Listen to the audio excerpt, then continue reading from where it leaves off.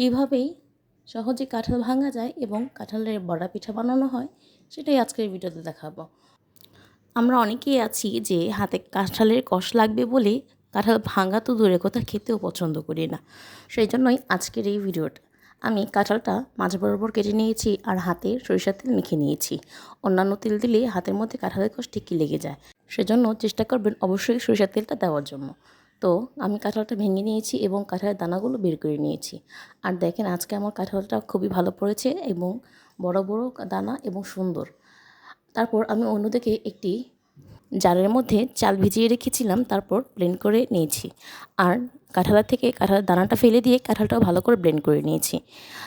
এরপর একটি বলের মধ্যে প্রথমে আমি দিয়ে দিয়েছি গুঁড়ো করে রাখা চালের গুঁড়াটা, এরপর দিয়ে দিলাম কাঁঠালটা, তারপর দিয়ে দিয়েছি 2 টেবিল পরিমাণ ময়দা, আপনারা চাইলে আটাও দিতে পারেন।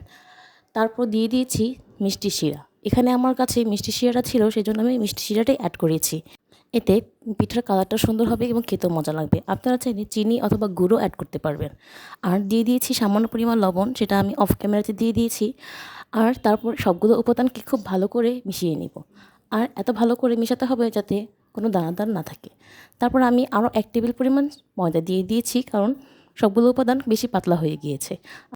তারপর আবারও খুব ভালো করে সবগুলো উপাদান মিশিয়ে নিব। আর এই সবগুলো উপাদান যদি ভালো মতো না মিশে তাহলে পিঠা কিন্তু ভেঙে যাবে।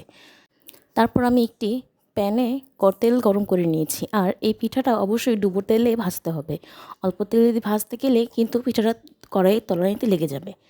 তারপর তেলটা যখন একটুখানি গরম হয়ে আসছে তখন আমি ছোটো ছোটো করে সবগুলো পিঠে দিয়ে দিব।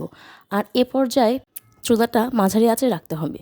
বেশি বাড়িয়ে দিলে পিঠাটা পুড়ে যাবে, আর কমিয়ে দিলে পিঠাটা ভেঙে যাবে। সেজন্য খেয়াল রাখতে হবে যেন চুলাটা যেন মাঝারি আঁচে থাকে।